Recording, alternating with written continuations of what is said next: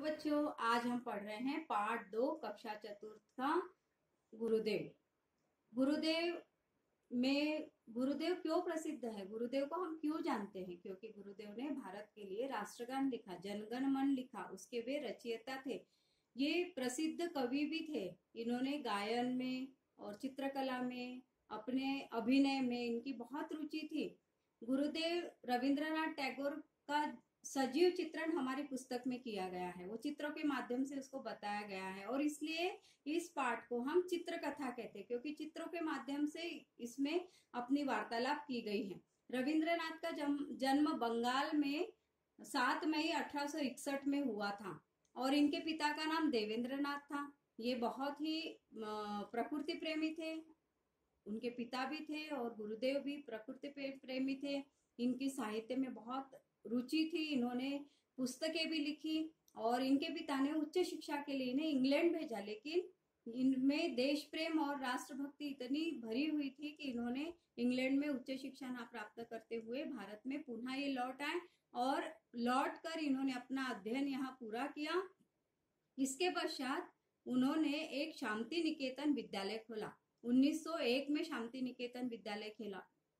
उन्हें बच्चों से बहुत प्यार था और ये बच्चों के लिए इन्होंने विद्यालय खोला था। इन्हें सारे बच्चे प्यार से गुरुदेव कहने लगे और आगे चलकर इनका नाम गुरुदेव के नाम से प्रसिद्ध हो गए। इन्होंने एक पुस्तक लिखी थी, प्रसिद्ध पुस्तक गीतांजलि, जिसके लिए इन्हें नोबेल पुरस्कार प्राप्त हुआ। फिर अंग्रेजों का शासन था तब हमारे भारत में, तो अंग्रेजों ने भी इन्हें सर की उपाधि से सम्मानित किया। लेकिन उसी समय एक बहुत बड़ा कांड हुआ था, जलियांवाला बाग हत्याकांड, जिससे गुरुदेव बहुत दुखी हो गए और दुखी होने के बाद उन्होंने अंग्रेजों को ये सर की उपाधि लौटा दी। इस तरह इनसे हम राष्ट्र प्रेम, देश प्रेम की शिक्षा ले सकते हैं। बच्चों, इस पाठ के शब्दार्थ क्या क्या हैं? कांड यानी क्या होता है? घटना। जलियांवाला बाग हत्या कांड हुआ था, उसको एक घटना के रूप में हम देखते हैं।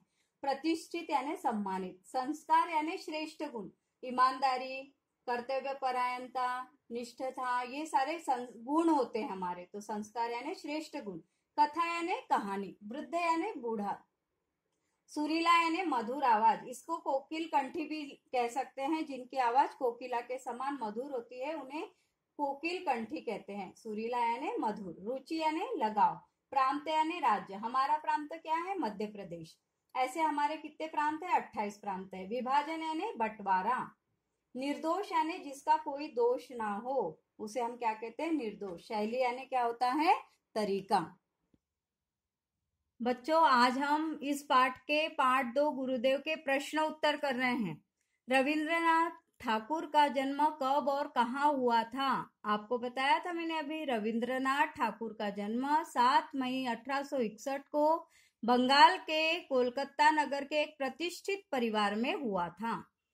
फिर रविंद्र को कोकिल कंठी क्यों कहते हैं? इनकी आवाज सुरीली थी, अतः वे गाते बहुत अच्छे थे, अतः सब इनको कोकिल कंठी कहते थे। उनकी आवाज बहुत सुरीली थी, इसलिए इनको सब लोग कोकिल कंठी कहते थे।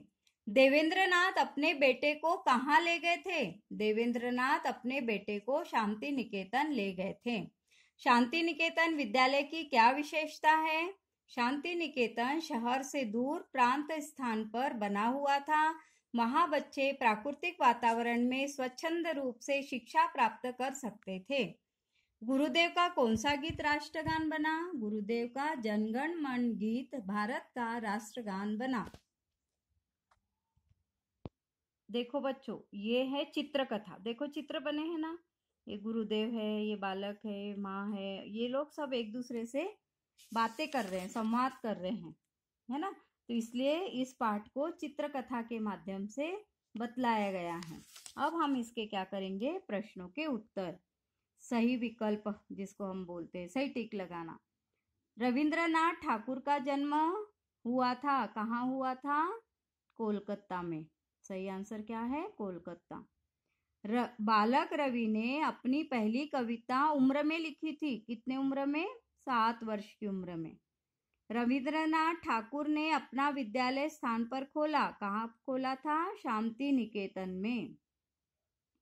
रविंद्रनाथ ठाकुर को गुरुदेव का संबोधन सबसे पहले दिया था। किसने दिया गुरुदेव का संबोधन? महात्मा गांधी ने।